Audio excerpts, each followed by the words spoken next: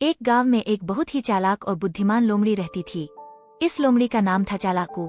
वह हमेशा सोचती थी कि कैसे वह अपनी बुद्धि का इस्तेमाल करके अपने लिए और अपने परिवार के लिए खाने का सही तरीका ढूंढ सकती है। एक बार चालाकू ने एक बड़ा से बड़ा मुश्किल का सामना किया।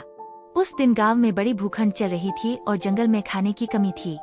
चालाकू को अपने परिवार को खाना दिलाने के लिए कुछ करना था। चालाकू ने सोचा कि वह उस जंगल में जाकर कुछ खोजेगी जिससे वह अपने परिवार को खाना प्राप्त कर सके। वह जंगल में चली गई और वहां पहुंचकर उसने एक बड़ा सा जंतु देखा। वह जंतु बहुत ही शक्तिशाली था, लेकिन वह अपनी दुर्बलता की वजह से अपनी ताकत का सही इस्तेमाल नहीं कर पा रहा था। चालाकू ने देखा कि वह जंतु अकेला है और उसके पास खाने का कोई साधन नहीं है। चालाकू ने सोचा कि यदि वह उस जंतु को धोखा देकर उसका खाना चुरा लेती है तो वह अपने परिवार को बड़ी मुश्किल से बचा सकती है। इसलिए वह जंतु के पास गई और उससे मित्रता करने का नाटक किया। जंतु ने चालाकू की बातों में आना, लेकिन चालाकू का असली मकसद उसका खाना चुराना था। वह जंतु को बेवकूफ बनाने का प्रयास कर रही थी, लेकिन जब वह जंतु के पास गई तो उसने एक अच्छी बात का नाटक किया और जंतु को अपनी मित्रता का आश्वासन दिया। जंतु ने उसे विश्वास किया और उसने चालाकू को अपने यहाँ बुलाया। जंतु ने चालाकू से कहा, ओ मेरे पास खाने के लिए बहुत सारा सामान है, तुम मुझसे मित्रता करोगी तो मैं तुम्हें खाना दूंगा।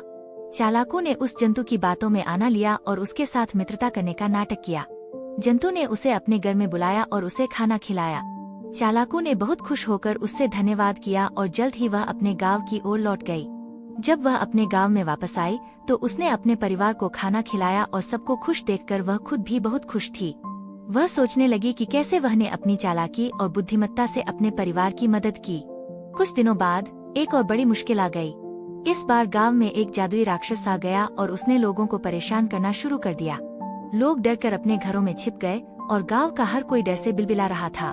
चालाकू ने भी देखा कि उसका गांव कितने भयानक स्थिति में है। उसने तुरंत यह सोचा कि उसे कुछ करना होगा। वह जानती थी कि जादुई राक्षस को हराने के लिए सिर्फ बुद्धिमानता ही काफी नहीं होगी, बल्कि उसकी चालाकी भी इसमें मदद करेगी। चालाकू ने फिर अपनी बुद्धिमत्ता और चालाकी का इस्तेमाल किया और जादुई राक्षस के पास चली गई।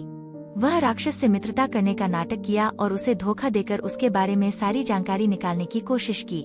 राक्षस ने चालाकू की बातों में आकर्षित होकर उसे अपने घर में बुलाया और उसे अपनी शक्तियों का प्रदर्शन करते हुए दिखाने लगा। लेकिन चालाकू ने धीरे धीरे राक्षस के रहस्य को समझ लिया और उसकी कमजोरी को पकड़ लिया। चालाकू ने अपनी चालाकी का इस्तेमाल करके राक्षस को हरा दिया और अपने गांव को बचा लिया। लोगों ने उसे बहुत सम्मान दिया और उसे गांव का हीरो माना। इस कहानी से हमें यह सीख मिलती है कि चालाकी और बुद्धिमत्ता का इस्तेमाल सिर्फ अपने लाभ के लिए नहीं किया जाना चाहिए। हमें अपनी चालाकी और बुद्धिमत्ता का इस्तेमाल उस समय करना चाहिए जब हमें किसी की मदद की आवश्यकता हो। यही हमारे नेतृत्व की सच्ची पहचान होती है।